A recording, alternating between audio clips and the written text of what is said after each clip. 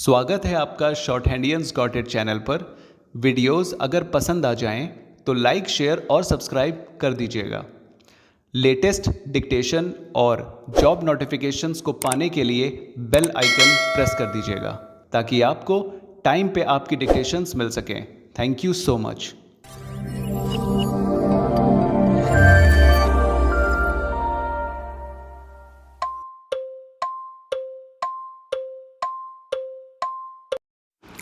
Start.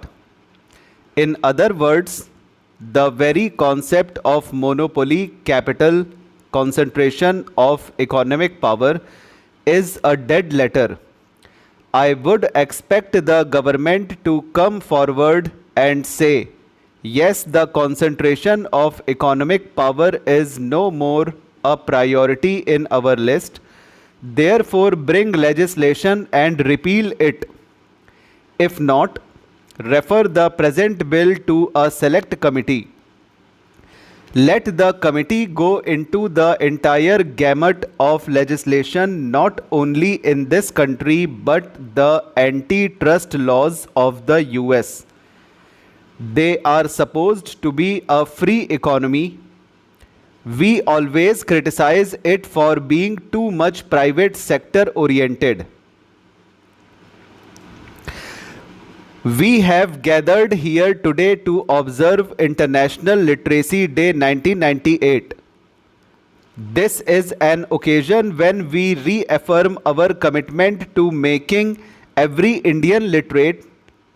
We do so today by joining governments and citizens across the world in a spirit of collaborative partnership to rededicate ourselves to the cause of universal literacy and lifelong learning.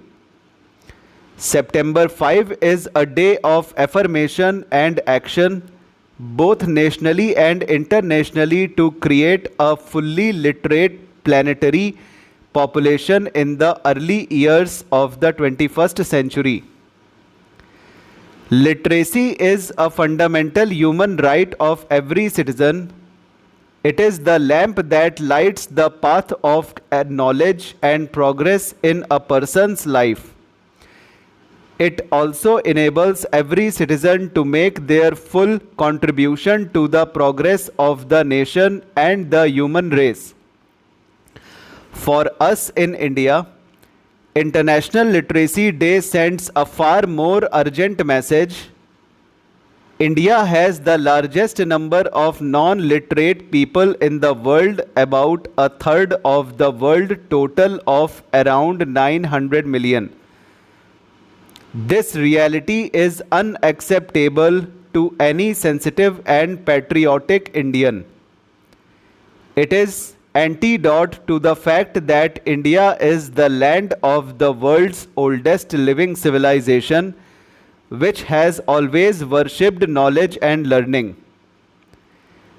It is also totally incompatible with the determination of today's resurgent India to emerge as a strong, prosperous and self-confident nation claiming its rightful place in the world community.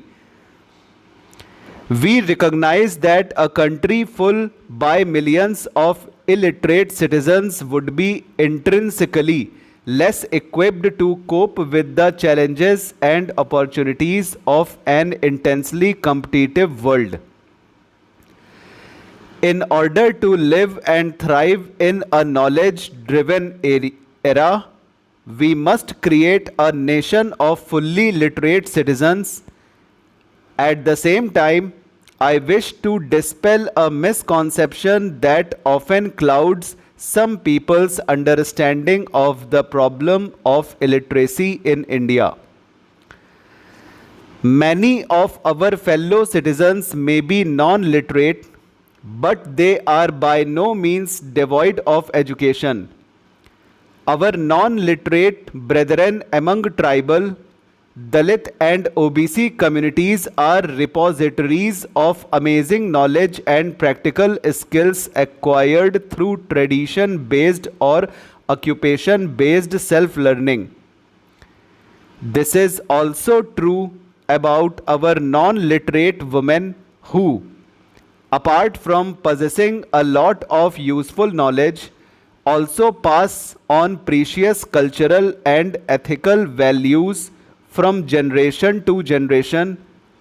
I say this not to belittle the importance of literacy or the urgent need to eradicate illiteracy, but to understand our existing knowledge. Our literacy programs have the best chance of succeeding when they are based in the soil of people's actual experiences and aspirations. We should also bear in mind that economic development is not an automatic guarantor of literacy and education. This is evident from the fact that even a rich nation like the United States of America has as stop.